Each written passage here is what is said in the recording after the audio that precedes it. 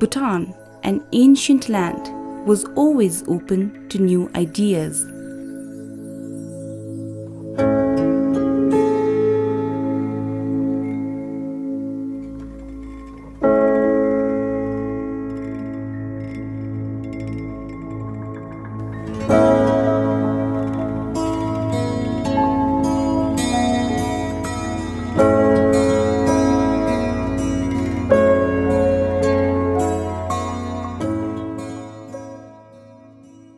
Buddhism came, bringing in its wake not only sacred teachings of the Buddha but also literacy. Learned masters and enlightened monarchs showed the way. People participated with enthusiasm. Transportation was difficult because of our mountainous terrain, but we learned how to communicate. We even used smoke signals to call people on the other mountain to come for a meeting. Roads were constructed, infrastructures built, development was ushered in. Modern education system was also introduced. We took our seat among the Committee of Nations. Our social and political life evolved over the years, tempered by our rich heritage of culture and tradition. The process started when His Majesty the Third King established the National Assembly in 1953 to develop political consciousness among the people. It culminated with His Majesty the Fourth Drukgyalpo bestowing the gift of democracy to the Bhutanese people. 2 years before the first democratic national elections in 2008, the private newspapers were encouraged to start publication so that they can play a significant role in the voter education of the people. Till then, Kuensel was the only newspaper that served the Bhutanese population. Bhutan Times was the first private newspaper that came out with its first issue on 30th April 2006. Then, a month later, Bhutan Observer was launched with its distinct focus on rural Bhutan. Its Dzongkha edition was published under the name of Druk Neluk.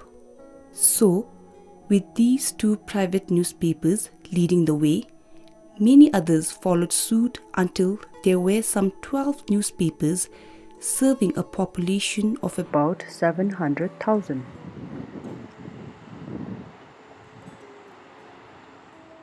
Bhutan Today was started in October 2008 as the first national daily. The Journalist was established in 2009, coming out on Sunday. The country's first and the only financial newspaper, Business Bhutan, was launched on September 26, 2009. The Bhutanese is an English language newspaper started in February 2012. Then, Bhutan Youth, a newspaper catering to young people, covering youth activities and interest, was started. Of the 12 newspapers, 4 were Dzongkha newspapers. The list doesn't include the Dzongkha editions of Kuensel and Bhutan Observer. Gelchi Sarsho is a weekly Dzongkha language newspaper started in November 2011. The paper provides regional and international news in Dzongkha and is published every Sunday. In fact, Karma Tenzin Doji, popularly known as Khaling Karma, was one of the first persons to start a private newspaper. And my publication of Kinven Tribune was almost about 1,500 issues in 1 month. He managed to get himself accredited as a journalist, on the strength of which he established a monthly tabloid-sized newspaper called Kinven Tribune. He also started a quarterly magazine, Kinven Digest. But he couldn't obtain a publication license on the ground that there was no standing order or policy to authorize private entrepreneurs to start a newspaper. When it came to the license, then the government said we have no standing order or policy to authorize any private entrepreneurs to undertake their own print media. Kuensel started as a bulletin of the royal government in 1965. How it all began is a unique story. ngache du ge khapna lu longa bi gi chersi dangbadi namlo tukchu rechile gochukchi tele tukchu rechile gochugi kaplu dekhongi review in sedibe te english na english amchi na yi diga jongkhana mi delenga che Kuensel ngomadi te namlo chiktong gupta tukchu rengalu gochuchubi tukchu rengalu gochubi kaplu gotangbagi Kuensel de ani te ani di ngache jongkhanalu di ta english na ro Himalaya dyumi di te jongkhanalu chu jurjube di gibe te ngache lu gomi sachepsu telekongi nesu ngomabe di ra soni gochuchubi di kaplu ngache taurire nanalu re i ta padi gade tapto sa achin dali ani kachelo ngache gi number se labme circle strat te hannalu te nyuku di chagi nyuku chidu te ani te shigi denchi gulu te ani shoko sabke ke chikeshim dale ani chagi nyuku di gi yiku labagi dridi matu chipti kaplo ngache sen kaya mi ngache nalu tenigi te janghadiya gadisine sa achin thoshidira kechinga animchile ge digi betiga ngache thenami sube dingale ani shoko di bag joma ba le gapchara pata bi kaplo. This was how the Dzongkha Kuensel started. As there was no printing press in the country then, the English edition of the Kuensel was printed in Kalimpong in India, along with other school textbooks.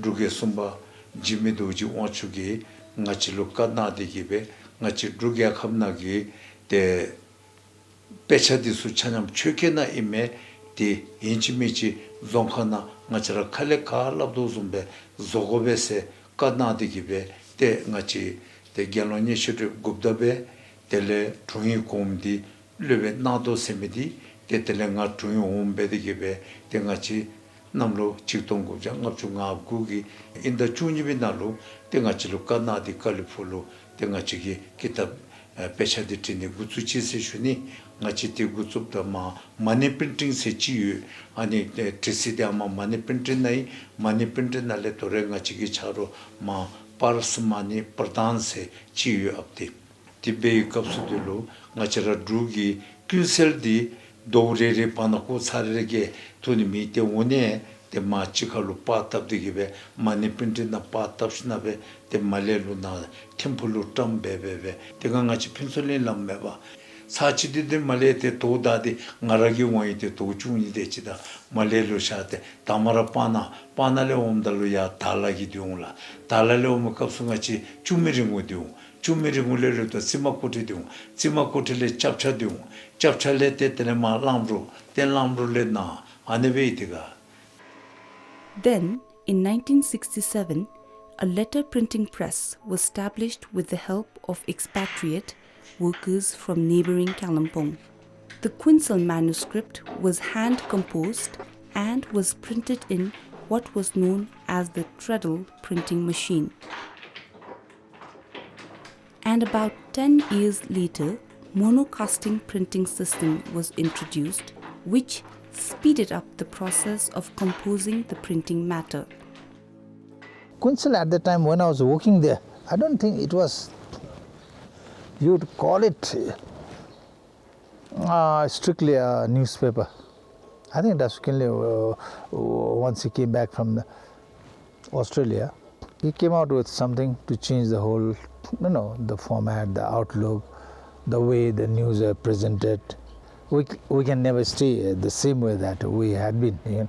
Kuensel has to improve. If you talk about the transition, I think the main, the essence is that we upgraded, we grew a government bulletin, a small government bulletin, into a newspaper. into Bhutan's first newspaper. We kept the name Kuensel. So that really is the story. Actually, by then I had a design in my mind.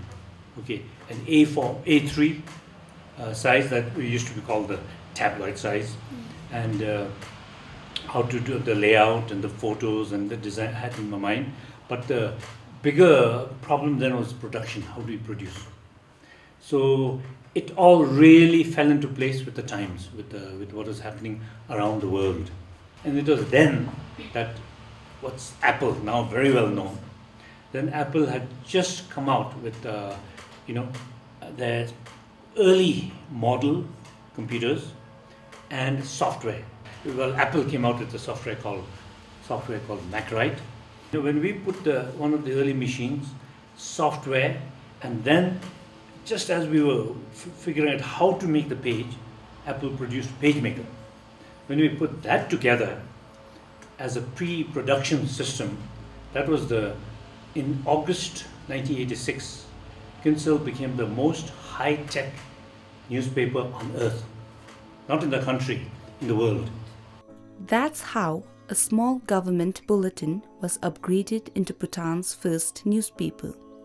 I personally regard this event as a major achievement in the field of communications and a landmark in the history of Bhutan.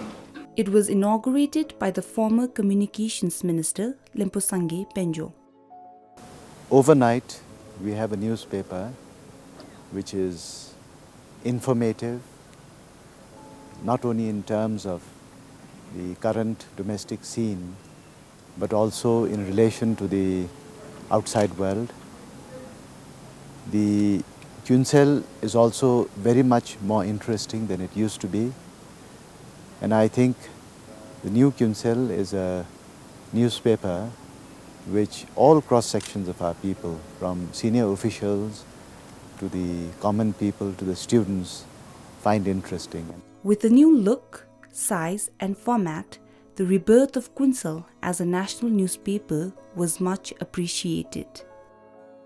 Coming out every Saturday, Kuensel created among the Bhutanese the habit of reading a newspaper over breakfast. Content-wise also, changes had to come in. Kuensel introduced the letters to the editor column. Former editor Tashukinle Doji shares his experience of how effective a letter to the editor can be. Thimphu Hospital was called Thimphu General Hospital. Okay. Once the lab technician came to see me and he said, look, that the hospital's water supply had been cut off because there were two big shops in our society. They had siphoned the water, the water supply. They had taken pipes from there to the house, and the hospital didn't have. Now this was a dilemma because in Bhutan nobody could complain to a big shop, a minister, and director, whatever. So what I said was, look, why don't we do this? Just write a small letter saying that I work in a laboratory, we have no water, can't wash test tubes. We'll print that letter. So we printed that letter. The Kuensel came out on Saturday morning, early morning. By 9:30 or so, His Majesty the King was in the hospital, wanting to know why there was no water. He called the director, he called the minister, all summoned them to the hospital and said, now I want to know what's the problem. So then he gave them, he said, 24 hours you fix this. And Sunday morning, he was back to check. Since then, the hospital didn't have water problems. The response was so good that the column turned into a full page within a year. The letters to the editor, I find that very amusing and interesting, and there's a contact with the people, not with just the government, but people from all corners of the country are actually expressing their ideas and views and opinions. Kuensel had also introduced a comic strip based on a popular Bhutanese folktale. It provided an opportunity for a Bhutanese artist to display his art. The comic series, started by Chimi Doji, a passionate artist, received much better response than the international comic strip that it ran earlier. A newspaper needs a good source of advertising revenue. Ad revenue depends on how well your distribution and circulation system is organized. One day, this man came from Ha to see me, and he said he really wanted to buy a compound bow. Because archery is our national sport, and the compound bow was just coming in, right? So he couldn't afford it. So he said he wanted to trade. He said a fully grown male yak for a compound bow. So that became our first advertisement. That's how advertising began. Then even distribution. That if we wanted to send it out to the different districts on the bus driver and assistant, to them, it wasn't important. If they had to carry some rice or something, that they knew it was important. But the paper, roll of paper, so often they would leave it behind. So we had to go every morning and say, please carry it, this is important. And then what happened was the buses those days were not on time. Sometimes they'd be 8 hours late. Sometimes they could be 2 days late because of the road. In fact, once, the Lungtinsamba bridge, the bridge got washed away. So what we did, we rolled the Kuensel on this side of the bridge, then we called the bus driver and assistant to the other side, and we threw a bundle of Kuensel over the river, across the river, and they gathered it that side and then took it from there. So all that was very normal. Those were kind of routine work for us. On October 1st, 1992, His Majesty the 4th Drukgyalpo issued a kasho delinking the Bhutanese media from the government to facilitate and encourage the professional growth of Bhutanese media, which must play an important and a responsible role in all areas of development. Development issues may dominate the news in a developing country, but changes were visible.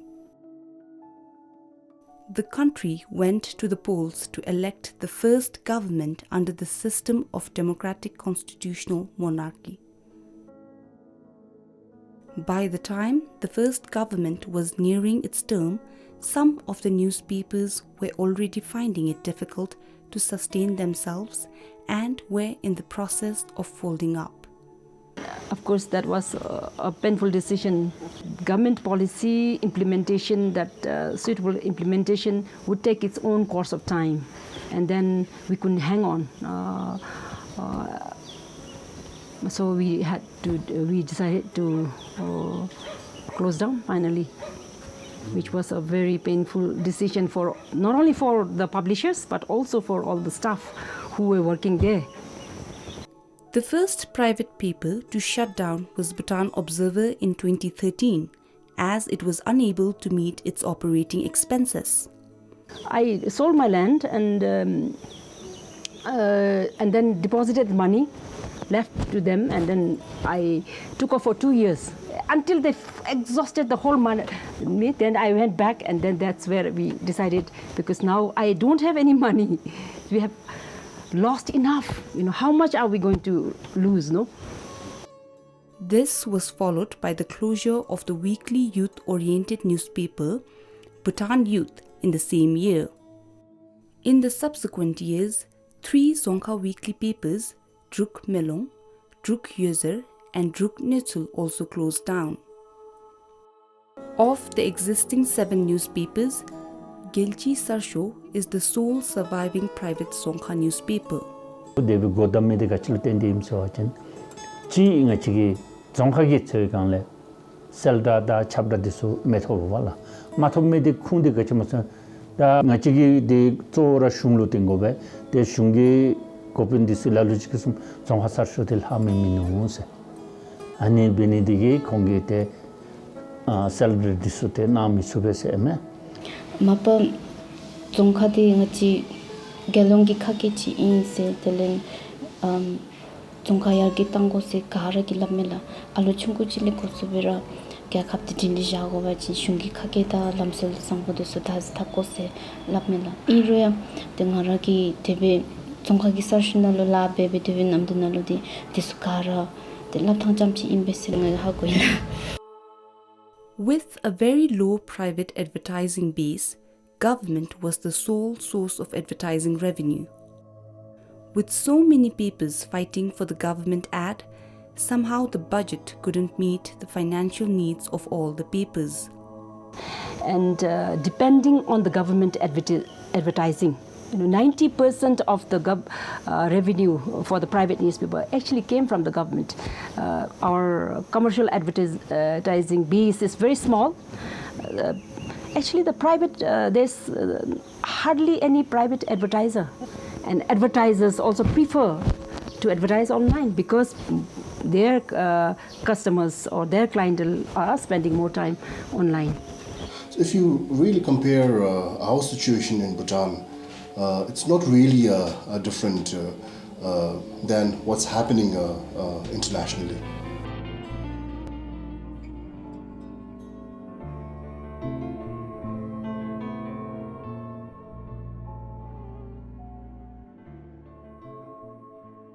While the private media is in a crisis, it's not all gloom and doom. There is still hope. I'm personally very positive that the private newspapers and the radio and all, they can be revived. Effort has to come in from the media owners themselves, the government, regulatory bodies and all coming. If they come together, I'm very positive that we can revive the private media. The news media around the world has been going through a very difficult time in recent years. Newspapers are closing, journalists are laid off, resulting in what's known as news deserts, where people don't have access to newspapers and media outlets.